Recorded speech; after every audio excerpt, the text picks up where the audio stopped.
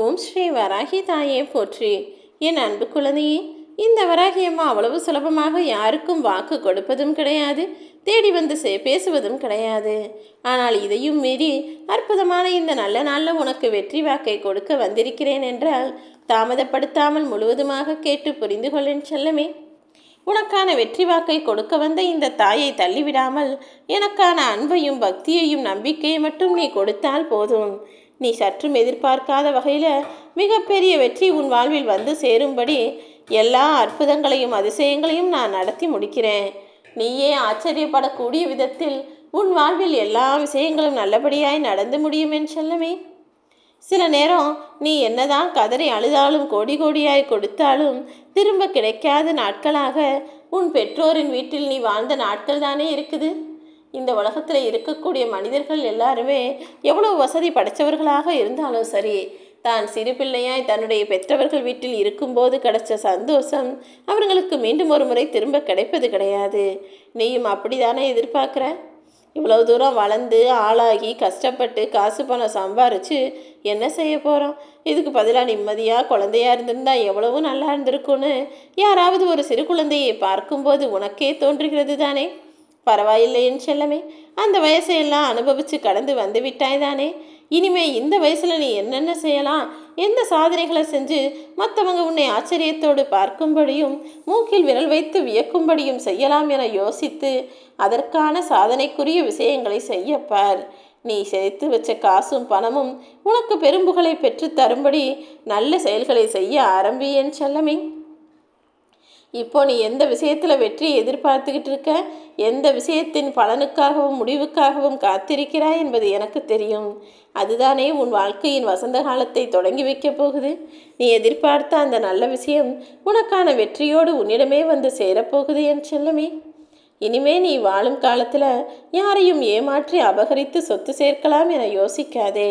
ஏன்னா உனக்கு நான் வசதி வாய்ப்புகளை அதிகப்படுத்திய பிறகு உனக்கு இப்படி கூட சில சம்பாத்தியை ஏற்படுத்தி கொள்ளக்கூடிய வகையில் வாய்ப்புகள் உருவாகும்.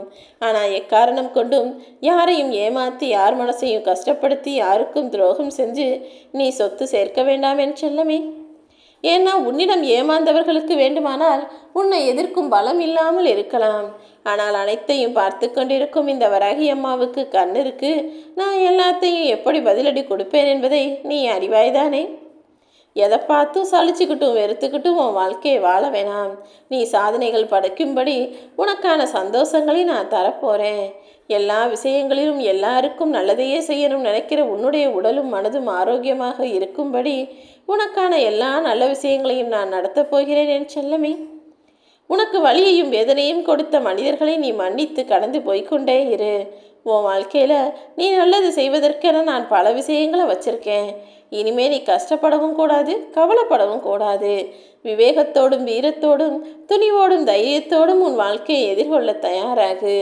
மகிழ்ச்சியும் வெற்றியும் சந்தோஷமும் உன் வாழ்க்கையில் வெளியிருந்து எனக்கு கிடைக்காது என் செல்லமே. ஏன்னா மகிழ்ச்சியையும் சந்தோஷத்தையும் வெற்றியையும் உன் செயல்களில் தான் உனக்கு கிடைக்கும்படி நான் உன் தலைவிதியை எழுதியிருக்கேன். யார் எப்படி வேணா இருந்து போட்டும், யார் உன்கிட்ட வந்து யாரை பற்றி வேணா குறை சொல்லட்டும், ஆனால் நீ யாரை பற்றியும் குறை சொல்லக்கூடிய ஆளாக புறம் பேசக்கூடிய ஆளாக இருக்க வேண்டாம். மற்றவர்களை அழுக வைத்து நீ சொத்து சேர்க்கக்கூடிய அந்த செல்வமானது நீ அழுகும்படி உன்னை விட்டு விலகி போக சூழ்நிலை வந்துவிடும் என் செல்லமே. ஆனால் நல்ல வழியில் கஷ்டப்பட்டு சம்பாதிச்சு நீ சொத்து சேர்த்தினா அது காலாகாலத்துக்கும் நிச்சயமாக உன் பின்னால் உனக்கு துணையாக இருக்கும். அதுதான் உன்னுடைய கஷ்டமான சூழ்நிலையிலும் உனக்கு உதவிகரமாக மாறுமேன் செல்லமே. நீ செய்யக்கூடிய எல்லா செயல்களிலும் அழகும் நேர்த்தியும் இருப்பதை காட்டிலும் ஒழுக்கமும் நேர்மையும் நியாயமும் இருக்க வேண்டும். ஏன் தெரியுமா சொல்கிறேன்?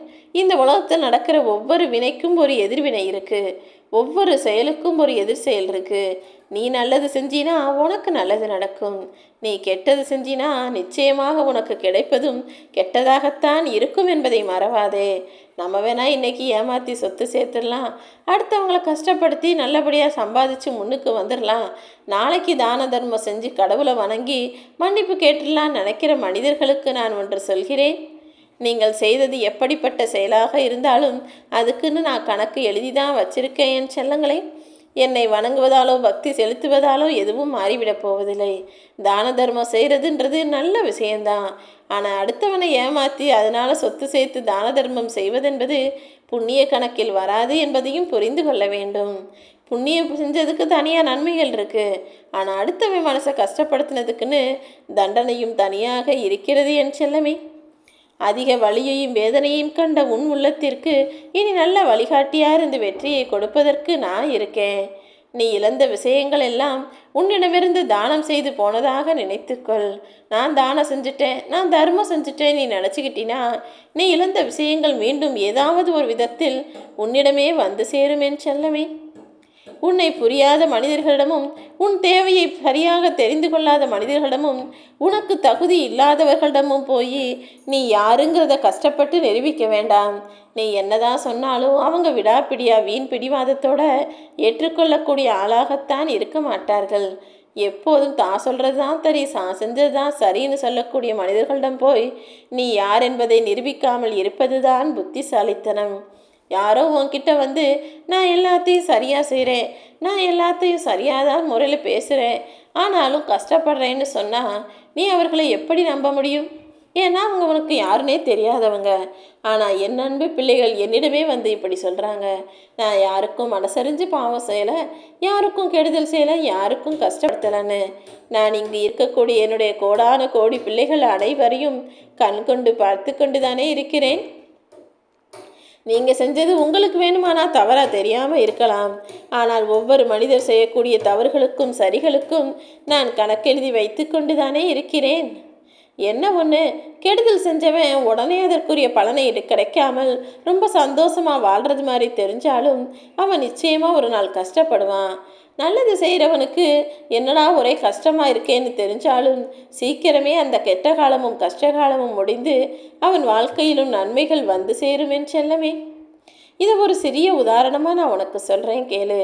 புற்செடியானது, அதாவது புல்லானது வேகமாக வளரும். ஆனால் ஒரு கட்டத்துக்கு மேலே அதனுடைய வளர்ச்சி நின்றுவிடும். அதனுடைய வளர்ச்சி சிறியது தான். ஆனால் மூங்கில் மரம் ரொம்ப மெதுவாக தான் வளரும்.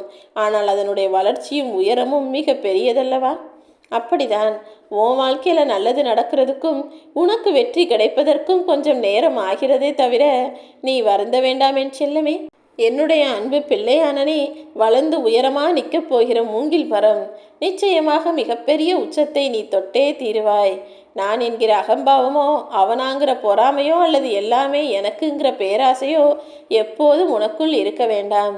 ஏன்னா இப்போது உன்னுடைய பாதைகள் தெளிவாகும் காலம் வந்துடுச்சு. பனி படர்ந்து போய் உன் வாழ்க்கையை இருளாய் சூழ்ந்திருந்த கஷ்டங்களை எல்லாம் விலக்கி வச்சு உன் மனசுக்கும் வாழ்க்கைக்கும் தெளிவுகளை நான் கொடுக்க போகிறேன். நீ மகிழ்ச்சி அடையும் அளவிற்கு இனிமேல் எல்லா விஷயங்களும் நல்லபடியாக நடக்கும். நிம்மதி என்கிற மலரானது உன்னிடத்தில் இனிமேல் தென்றலாய் வசந்தமாய் வீசப்போகிறது. நீ எதற்கும் பயப்படவும் வேண்டாம், கலங்கவும் வேண்டாம். யாருக்கிட்ட எப்படி பழகணும்னு தெரிஞ்சு பழகினாலே உனக்கு ஏமாற்றங்கள் வராது என் செல்லமே. அதை விட்டுட்டு நீயாவே எல்லாரையும் நம்பிக்கிட்டு அவங்க இப்படி செய்வாங்க அப்படி செய்வாங்கன்னு ஏற்பாடுகளையும் எதிர்பார்ப்புகளையும் வச்சுக்கிட்டு கடைசியில் நீதானே ஏமாந்து போகிறாய். மனிதர்கள் எப்போதும் சுயநலக்காரர்கள் தான். உடனே வந்து யாரும் உதவி செஞ்சிட மாட்டாங்கன்றத மனசில் வச்சுக்கிட்டு மனதை அதற்கேற்றாற் போல பக்குவப்படுத்திக்கிட்டு உன் வாழ்க்கையை வாழ ஆரம்பி. உன் மனசுக்குள்ளே இருக்கிற காயத்தையும் கஷ்டத்தையும் காலம் நிச்சயமாக மாற்றும். ஆனால் அதற்கு ஒரு காலகட்டம் வர வேண்டும். நீ எதிர்பார்த்தது போல உன் வாழ்வில் எல்லா நல்ல விஷயங்களையும் நடத்தி உன் மனதையும் பக்குவப்படுத்த இந்த வராகி அம்மா நான் இருக்கிறேன். இனி எல்லாமே உனக்கான நாள். இந்த நாள் உனக்கான வெற்றி விடியல்.